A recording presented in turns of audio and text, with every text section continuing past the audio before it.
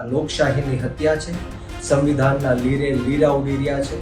કોઈ પણ જોગવાઈ એવી નથી કે સરકારી કાર્યક્રમમાં કોઈને ડિટેન કરવા કે નજર કેદ કરવા. છતાં પણ આજે દેશની અંદર અને ગુજરાતની અંદર ખાસ કરીને ભાવનગરની અંદર ચાલી રહ્યું છે. હવે ગુજરાતની જનતા જાગી ગઈ છે, એમની આત્મા જાગી ગઈ છે અને આવનારા દિવસોમાં ગુજરાતની જનતા વિસાવદરવાળી કરવાની છે અને આ દેશની જનતા 100% નેપાળવાળી પણ કરવાની છે. નમસ્કાર, જય હિન્દ દોસ્તો, હું બ્રિજરાજ સોલંકી, આમ આદમી પાર્ટી ગુજરાત પ્રદેશ યુવા પ્રમુખ. મિત્રો, આજે ભાવનગરના આંગણે જ્યારે દેશના વડાપ્રધાન નરેન્દ્ર મોદી સાહેબ પધાર્યા હતા ત્યારે આમ આદમી પાર્ટીથી ભયભીત થઈને, ડરીને આમ આદમી પાર્ટીના કાર્યકર્તાઓને નજર કેદ કરવાનું કાર્ય આ ભ્રષ્ટ ભાજપની સરકારે કર્યું છે. વહેલી સવારે 3 વાગે મારા ઘરે 15 થી 20 LCBના પોલીસ જવાનો આવે છે. મને જબરજસ્તી બળજબરીપૂર્વક પોલીસ સ્ટેશને લઈ જવામાં આવે છે, મને ડિટેન કરવામાં આવે છે. આ લોકશાહીની હત્યા છે. સંવિધાનના લીરે લીરા ઉડી રહ્યા છે. કોઈ પણ જોગવાઈ એવી નથી કે સરકારી કાર્યક્રમમાં કોઈને ડિટેન કરવા કે નજર કેદ કરવા. છતાં પણ આજે દેશની અંદર અને ગુજરાતની અંદર ખાસ કરીને ભાવનગરની અંદર ચાલી રહ્યું છે એ તમામ લોકો જોઈ રહ્યા છે. પરંતુ હું આપને કહેવા માંગુ છું કે આમ આદમી પાર્ટીનો એક સૈનિક અને એક કાર્યકર આ ભ્રષ્ટાચારીઓ સામે લડવા માટે તૈયાર છે.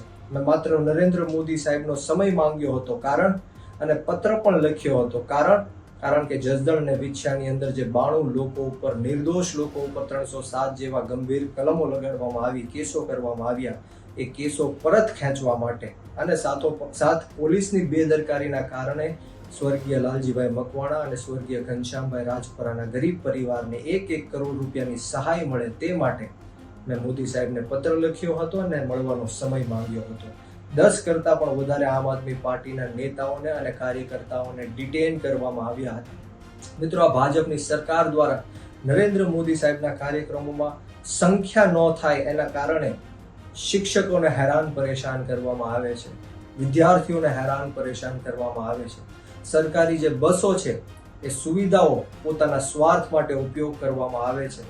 ગુજરાતના લોકો ત્રાહિમામ પુકારી ચૂક્યા છે. હવે ગુજરાતની જનતા જાગી ગઈ છે, એમની આત્મા જાગી ગઈ છે અને આવનારા દિવસોમાં ગુજરાતની જનતા વિસાવદરવાળી કરવાની છે અને આ દેશની જનતા 100% નેપાળવાળી પણ કરવાની છે. ત્યારે આપ સૌને એટલી જ આશા અને અપેક્ષા સાથે કે આપણે સૌ સાથે મળીને આ ભ્રષ્ટાચારીને નિસ્ત નાબૂદ કરીએ અને જે જનતાના ટેક્સના પૈસે આ હજારો કરોડો રૂપિયાના તાઇફાઓ કરે છે, મોટા મોટા ડોમ બાંધીને, મોટા મોટા બેનરો, પોસ્ટરો લગાવીને જે જનતાના ટેક્સના પૈસે ખર્ચે છે, એમના ટેક્સના પૈસા લીલા લહેર કરે છે, આપણે સૌ આ બાબતે જાગૃત થઈએ અને આવનારા દિવસોમાં જે રીતના સમગ્ર ભાવનગર સિટીએ જોયું કે રાતોરાત જે વર્ષોથી કામો પેન્ડિંગ હતા, 5-5, 10-10 વર્ષોથી કામો જે પેન્ડિંગ હતા એ રાતોરાત થઈ ગયા.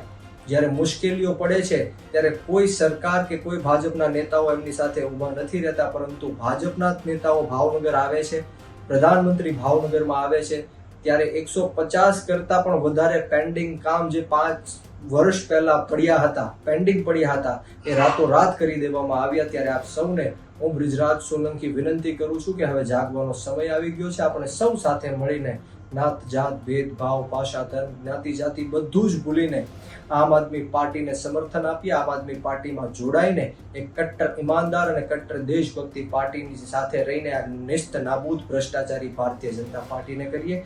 જય હિન્દ, જય ભારત.